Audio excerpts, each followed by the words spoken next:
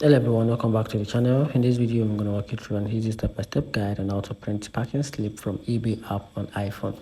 So to get started with that, the first thing to do is to launch the eBay app on your iPhone, then sign into your account using your account credentials. Then after that, you have to go to settings. So tap the menu icon, usually the free horizontal line, then tap my eBay, then select selling. Then after that, you have to tap on sold to view items you've sold out. Then select the items you want to print a packing slip for. Then after that, you have to tap on more actions.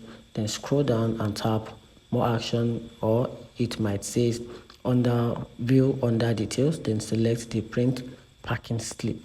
Then after that, you can also print or share the packing slip. So to do this, the PDF version of the packing slip will open. Then tap the share icon, which is the box with an arrow.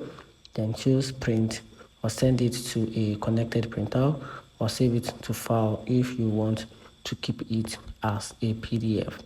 And that's it. Find the video helpful, turn on the notification button and subscribe for more. Thanks.